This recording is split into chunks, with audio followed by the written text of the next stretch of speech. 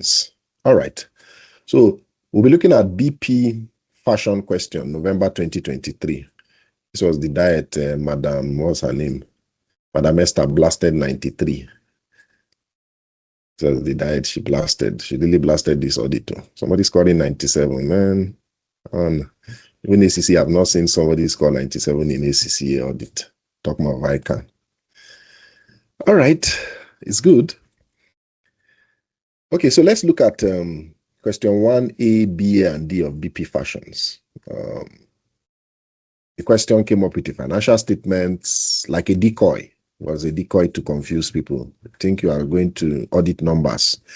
But by the end, by the time you look at the requirement, the next thing you just hear is highlight the features of professional engagements as contained in ISRE 2410, International Standards on Review Engagement and International Standards on Related Services 4410, revised, 8 marks. How does it link to the numbers is what I'm still wondering. I can. All right. B is detailed out the procedures to be carried out in the review of interim financial information. Okay, I think this second question now resonates because 2021 is 9 months, so that could be interim. Okay, I think I align with that. It's not full year, so it could be interim, the B part. Then the C part is prepare the outline of the reporting requirements of a compilation engagement. Excuse me. The weather here is really cold, man. Okay, so we have 3 questions, A, B, and D. I think the C aspect did not test the concept and principles of audit-related services. So that's why it was expunged from this question. So this is a full audit-related service question, full one, because we looked at all these concepts yesterday. And 8 plus 6, 14 plus 10 is 24 marks. Whooping 24 marks. Wow. I think the C aspect is 6 marks. So carries the full 30 mark. Yes, it's the number 1 question, compulsory question. If I already want even doing this diet, I won't try this question first. I'll leave it and go and look for easier ones. Come back to this one later. This one looks problematic. All right. The question. So you see that the scenario and the requirement provided us a review before stock market listing. It's a requirement for stock market listing, and it's highly practical, testing our knowledge of non-audit professional engagements, audit-related engagements, and the guide is International Standards on Review Engagements 2410 and ISRS 4410. We looked at that in the class yesterday. So generally, I observed from the question that it's a deep dive into this ISRE and ISRS, and they are distinct actually from ISAs. These standards, ISREs, ISRS, are different from ISAs. And for the scenario we have before us, they are crucial for listing or listing companies that require less than audit assurance. Okay, so for the part A, we are asked to highlight features of ISRE 2410 and ISRS 4410. Those are the key requirements of these 2 non-audit standards, and they are focusing on ethics, scope, and level of assurance. Then for the B part, we are to provide a procedural recall question, I think, demanding the specific steps an auditor would take before performing a review of interim financial information under ISRE 2410. We saw that yesterday. And we said the core procedures include inquiry. Don't forget we said that, and analytical procedure, but not detailed or substantive testing. It's just a review, don't forget. So the core procedures are inquiry, interviews, and all that auditors do. Then maybe some analytical procedures, but not deep dives. So take note of these observations. Then for the D part, a compilation report outline. This is actually a report recall, and we looked at that yesterday. The question requires us to list the essential contents and disclaimers of a compilation report under ISRS 4410 revised. We saw that yesterday. Okay, so what do we write and how do we write it? It's a standard question testing audit-related services. So what do we write? We need to share our thoughts and write around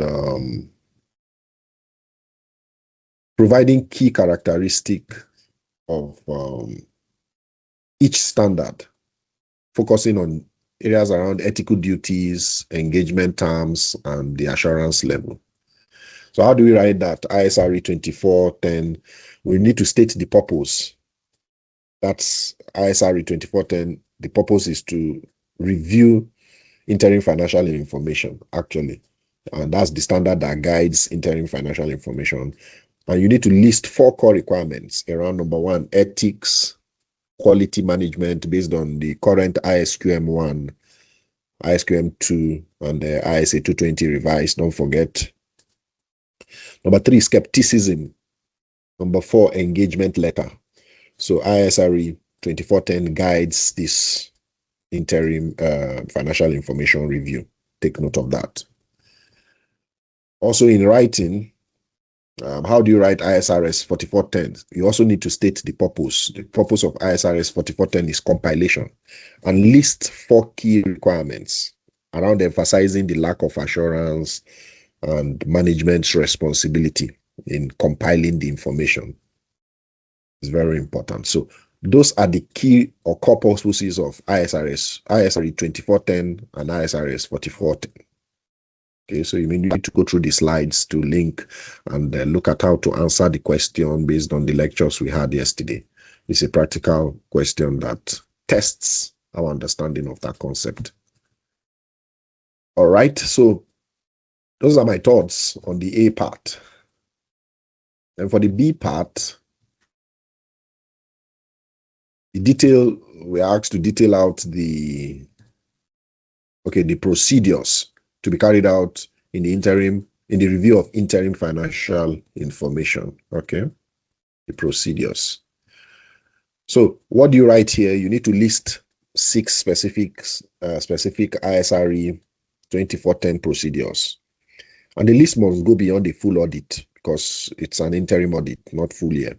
And you need to focus on the 2 aspects, very important: inquiry and analytical review or procedure, not detailed or substantive review, speaking to the nature of this review. How do you write that? You have how many marks for that now? You have a 6 marks. So for 6 marks, you need to list 6 clear, distinct procedures. You will give me 1 mark for each, I guess. You need to focus on number 1, understanding the entity's controls. Inquiry and analytics, reconciliations, subsequent events. We spoke to that yesterday. Don't forget. Going concern issues, written representations. So this should form your thoughts. They are in the slides, and they should form your thoughts in answering or submitting your points around the procedures for the review of IFIs. So take note of that. And that should provide context for the C aspect.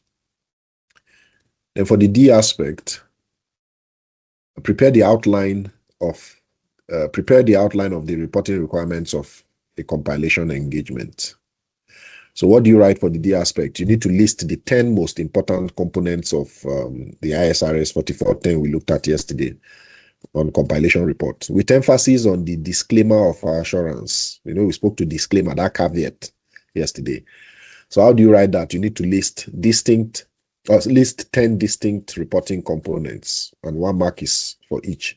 Focus on formal elements like title, addressee,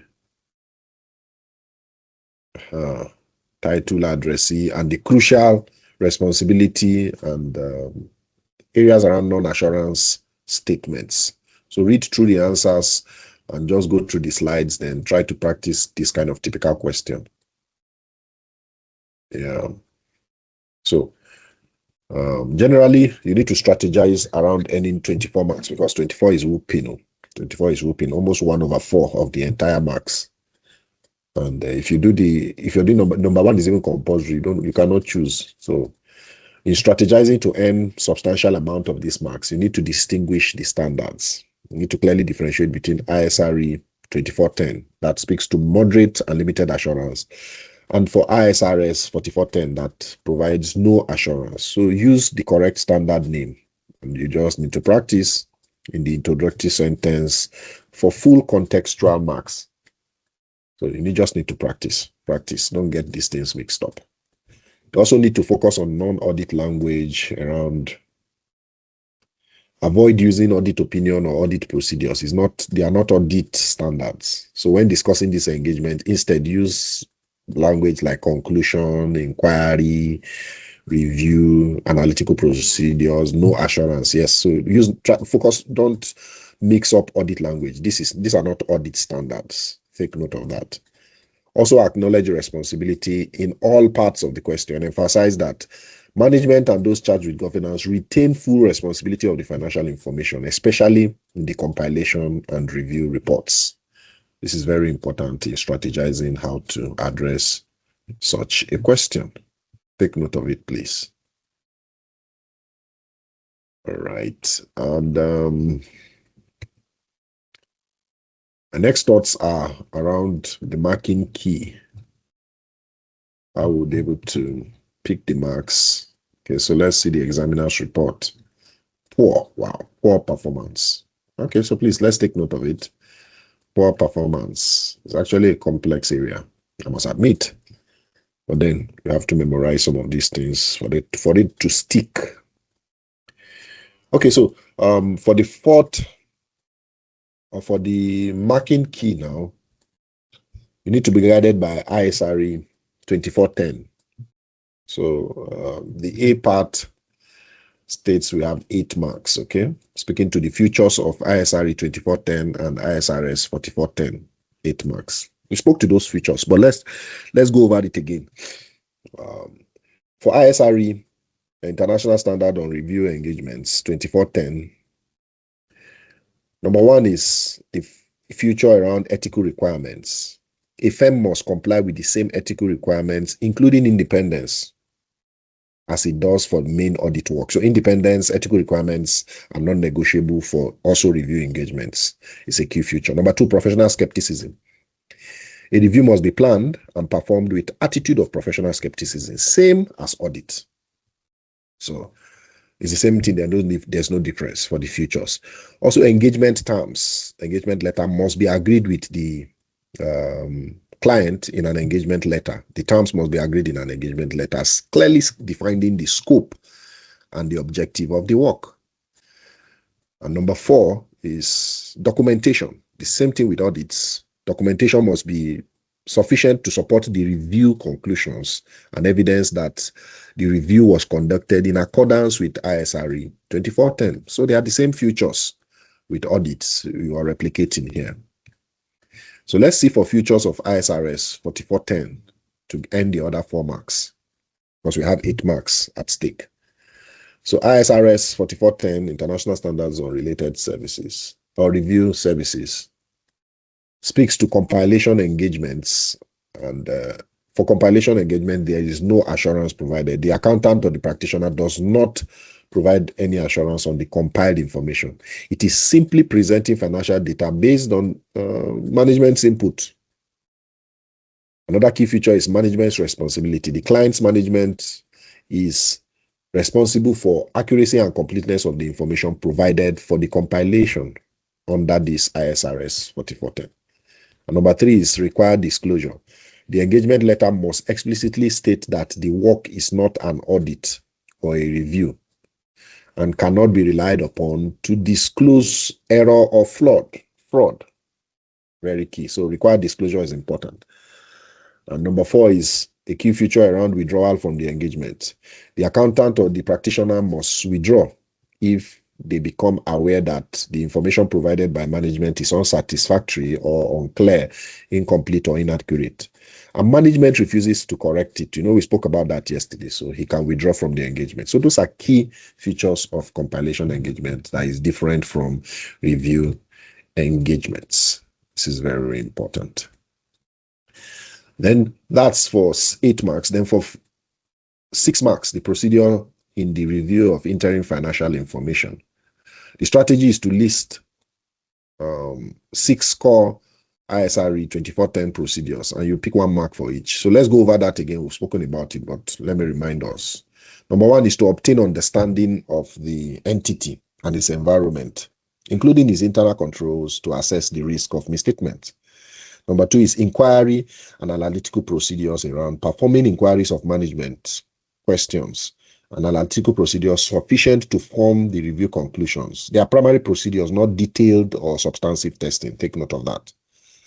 Number 3 is critical matters around additional procedures. So if critical matters come to the auditor's attention, he may need to perform additional inquiries or procedures to obtain more information. They may not be detailed testing. Number 4 is reconciliation. We've said that you need to check that the interim financial information agrees or reconciles to the underlying data and accounting records provided. So there has to be agreement. Where there are dichotomies, then he has to be careful. He has to raise his skeptical goggles. Very important. Then number 5 is subsequent events and areas of ongoing concern. The practitioner needs to inquire whether management has taken subsequent events into account and whether management has assessed the entity's ability to continue as a going concern. So this is important. And finally, written representation. He needs to obtain written representation from management, acknowledging their responsibility and also confirming that the interim financial information is prepared in accordance with that applicable financial reporting framework, which is ISRE 2410. So those are the 6 points, areas you need to center your thoughts around. And finally, the D aspect, to pick 10 marks. Wow, whooping 10 marks, which is the outline of reporting requirements of compilation engagements. It's 10 marks and 1 mark for each. Okay, so let's go over them again, just to remind us and solidify our understanding of the same. Now, for the first point to pick, our first mark is the title and addressee. The report must include, the compilation report must include a title and be addressed to the client or management. That's the responsible party. Also, management responsibility should be clearly described. There should be a description of the responsibilities of management or those charged with governance for the compilation or the compiled information. Number 3 is the practitioner's responsibility and standard adherence. A statement that the engagement was performed in accordance with ISRS 4410 revised and that the chartered accountant or the firm or the practitioner complied with these relevant ethical requirements is very imperative. It's provided. Number 4, content of the compilation report includes a statement of compilation, a statement that the practitioner has compiled the financial information based on information provided by management. So he didn't compile it. That statement that management is responsible must be stated. Take note of that. Number 5 is the identification of information and framework. So identification of the financial information, including the title and the dates and the applicable financial framework used, has to be provided or stated. Number 6 is compilation definition. Compilation is a description of what a compilation engagement entails around compiling information and not providing an assurance, which leads us to the second 7 point, which is no assurance statement is provided in a compilation engagement. And it's a mandatory explanation that a compilation engagement is not an assurance engagement. Take note of that, and it must be included in the report. Number 8 is no opinion or conclusion is provided in a compilation engagement. A statement that the practitioner or the chartered accountant does not express an audit opinion or a review conclusion on the financial information is also very important. Then number 9, the date, the address, and the signature, speaking to the date of the report, the practitioner's address, his stamp or his signature could suffice.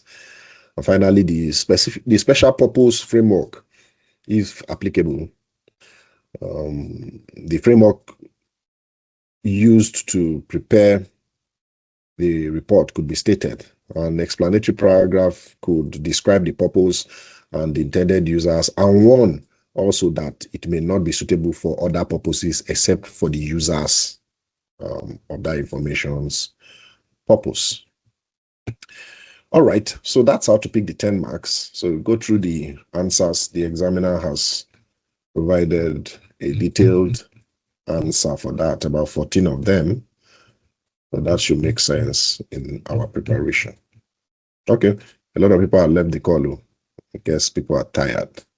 All right, so any questions, any observations? These are critical areas of the exam, so I believe they are quite technical, but then it's good we practice and revise with them. Any questions, any observations, contributions from this question?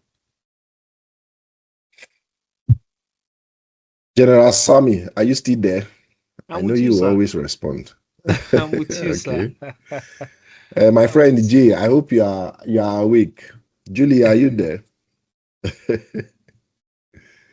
I doubt. Julie, you are muted if you are speaking. No? Okay, I can see Mr. Mike clapping. Thank you, Oga Mike. Nice to have you. I don't think Julie is awake. Maybe she dozed off a bit. She must have had a hectic day. AA, you've been quiet on AAA classes. So what's happening? AA, are you there? I understand. It's not. It's not. AA is there. I can see his hand. It's not. I can. But don't worry. It will be worth it by the time we qualify. Don't worry. It will be worth it. You'll be telling the story of those days. They stressed us. All right. So let's look at the next question. Question 4, Python drilling. That's the same May 2023. The requirement is, wow, it's a full 20-mark question. Full question. Okay. So the requirement is that we should differentiate between due diligence report and external audit report, 3 marks. We talked about due diligence yesterday. All right. B part is to discuss the items you feel should be investigated and reported on in the due diligence exercise to make it of value to Pitom Engineering Service Limited. Number C is evaluate the benefits of using a professional service firm for the exercise. Number D, 3 marks also for the C part. And D is to highlight the format of a due diligence report. This is a full question we looked at based on the class yesterday. It's a full question. So there's a combination that wants to happen between Pitom drilling and that of Pitom engineering. So we spoke about this due diligence report yesterday. All right, so this question now is testing what we did. All right, so let's look at this now. You will see that it's a scenario question which provides a strong foundation for discussing due diligence. And due diligence is a key related service often performed by audit firms, which is different from statutory audits. So the question tests the application of professional judgment in merger and acquisition context. We spoke about that yesterday. Due diligence, looking before you leap, part of the key terms we used in the classes yesterday. And this question tests that practically. All right, so you observe the part A talks about differentiating between due diligence report and external audit report. So the part A is about differentiation, and it's a conceptual question for us to distinguish the scope, objective, and output of both a due diligence report and that of an external audit report. So it's just for 3 marks. Then the B aspect is an investigation of items. So it's an application question, actually, requiring us to detail specific areas of investigation necessary to assess the viability of the target company. And the target company, what's the name of the target? It's not Pitom. Okay, the target is Valemu Limited, combination business operation with Valemu Limited. Okay. All right. So that's for the B part. Observe that it's an application question. Then for the C part, the benefits of professionals handling this service is a straightforward question on the advantages. Yeah, the benefits of using professional service firms. Okay. So It's a straightforward question on the advantages of using an external professional firm for this high-stake, time-consuming exercise. And for the D part is the report format. You observe that it's a structured recall question based on what we looked at yesterday. We looked at the format requiring key contents of a due diligence report. All right, sweet question. I'm just remembering all what we spoke to yesterday. Okay, so let's speak to the A part. What do we write for the A part around differentiating between due diligence report and external audit report? So the examiner didn't provide a table, or if you provide a table, it's not out of place. You need to provide 3 distinct points to differentiate, focusing on objective, time horizon or time scope, and regulation and assurance. So how do you write that? You need to clearly contrast the 2 reports in 3 concise or separate statements or tabular form. Anyone that resonates with you, write it that way. And for the B part, around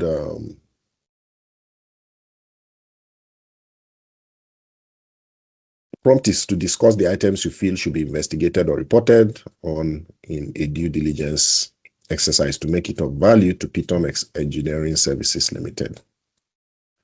So the prompt is to discuss. So what do we write? There's a 7 mark. How many marks now? 3 marks. Okay. No, sorry. It's a 7 mark question. Beg your pardon. 7 marks. So what do we write? We need to list 7 distinct areas of investigation for the acquired target, the Valemo Limited, that addresses the combined financial viability and long-term sustainability. So how do you write it? You need to state the item and briefly explain its importance. You have 1 mark per item. So 7 of them, you need to focus on qualitative and quantitative prospects mentioned in this scenario. Okay, so read through the answers and please practice and revise with it. And for the C aspect, what do we write? You need to provide 3. Okay, we have to evaluate. I'm sure that's the prompt. Yes, evaluate the benefits of using a professional service firm. So evaluation.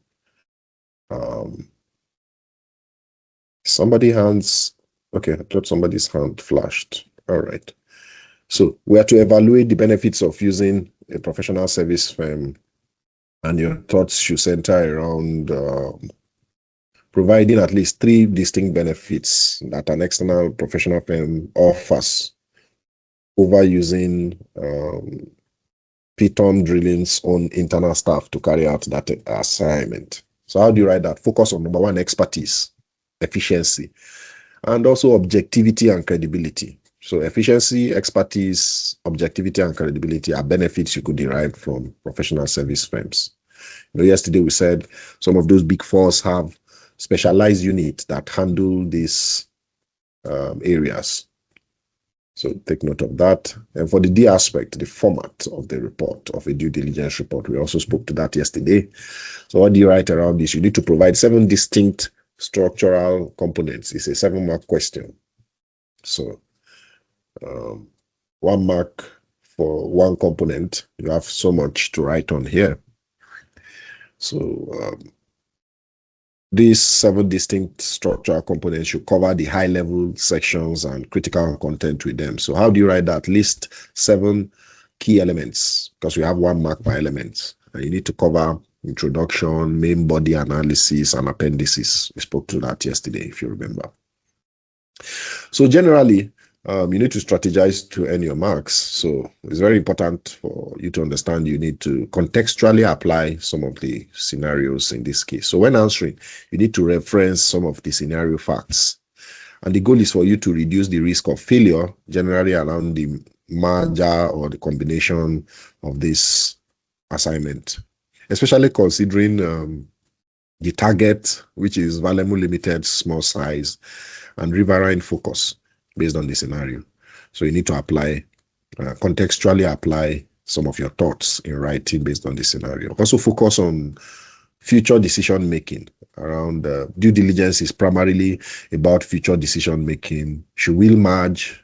At what price? It's around look before you leap. So contrast this with the audit's focus on historical truth and fairness. That should be your focus in answering some of the questions. And such a question then also structure your reporting. So for part D, you need to treat the report as a professional document by using a logical flow around, for example, executive summary, findings and appendices, something like that. Then for the marking key now, we'll use it to revise some of those concepts again. So for the marking key, we have 3 marks for the A part question. So the difference between a due diligence report and external audit report, let's discuss. Number 1 is objective and decision. So due diligence reports aim to provide information to a specific user. For example, in this scenario, Python, for a specific commercial decision. That commercial decision is merger or price determination. But it's different from external audit reports. External audit report aims to provide assurance to all financial statement users on the truth and fairness of the historical financials. So those are the key differences. Number 2, the scope, the time horizon of these 2 reports. Due diligence is forward-looking. It focuses on future viability, profit forecast, and risk assessment. So that's the scope, time horizon for due diligence. And for external audit is backward looking because it focuses on historical information around financial position, performance, and cash flow. And number 3, context you provide in answering such differences is regulatory assurance. Due diligence is a voluntary, it's not a statutory assignment, it's not mandatory, and is to provide findings, and there's no formal assurance in its provision. But external audit is a statutory mandatory requirement, which is regulated by ISRS and provides a high or reasonable level of assurance. So those are where your thoughts should center around to answer and pick these 3 marks practically. So the B part, 7 marks, 1 mark for each 7 marks. So let's discuss around the items to be investigated in due diligence engagements. And the strategy is to cover areas around financial, operational, and legal risks. So think around that when you answer such a question. Cover areas around financial, operational, and legal risks. So you have 1 mark per point. The first one is around financial performance and financial positioning. You need to analyze historical financial statements, management accounts, budgets and profit forecasts, budgets or profit forecasts to assess viability and sustainability. So those are items to investigate. Number 2 is debt and contingent liability. You need to investigate all current and long-term loans, including collateral and security pledges. So based on the example in the scenario, you need to identify any potential litigation or tax investigations. It's very important to take note of as a second point. Number 3 is operational issues and synergies.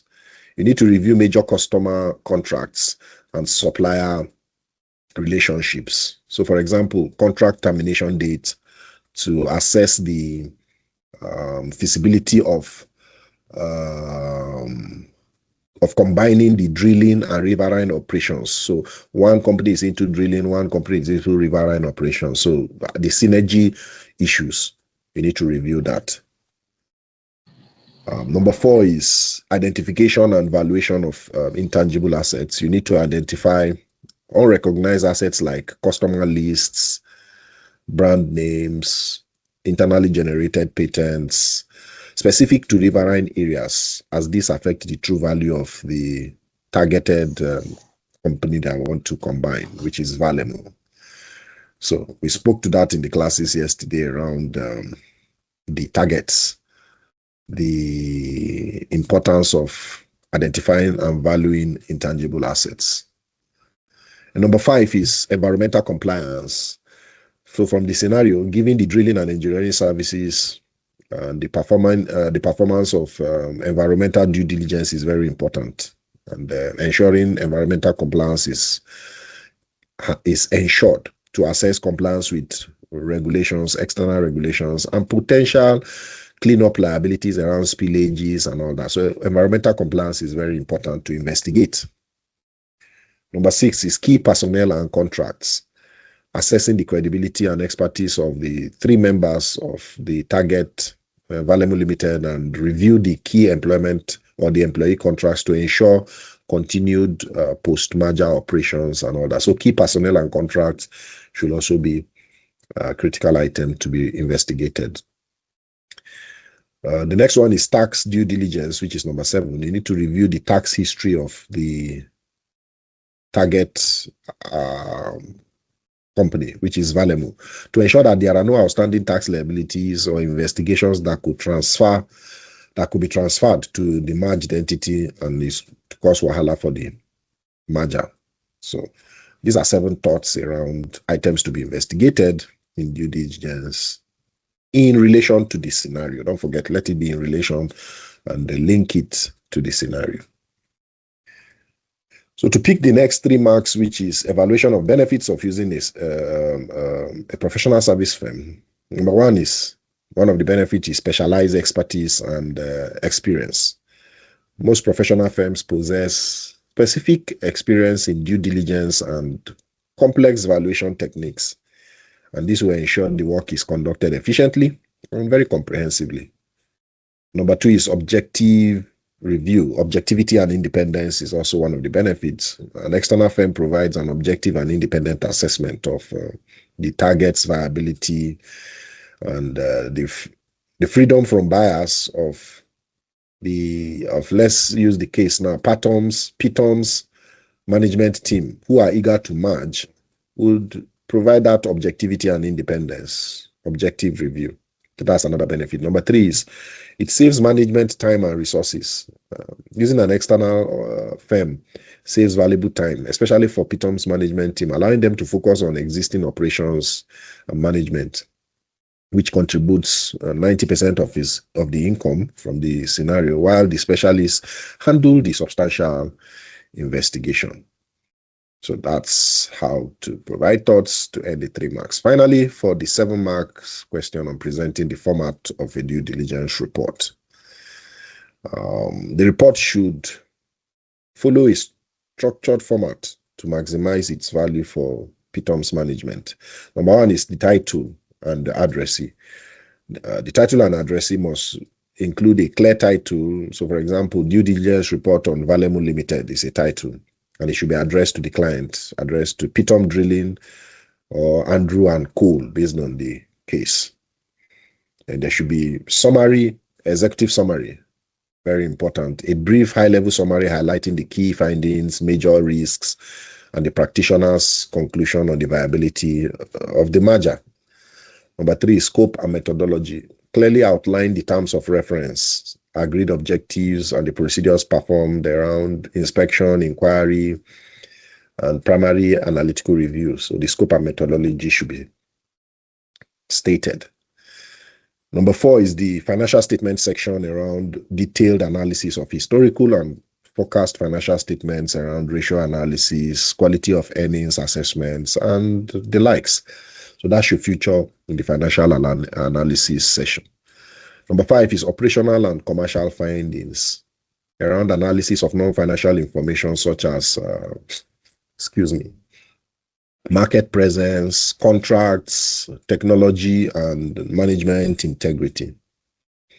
Number 6, key issues and risk assessment. A section in the report could detail areas of concerns. So, for example, contingent liabilities of the target, lack of controls, high debt, and their potential financial impact on Pitom.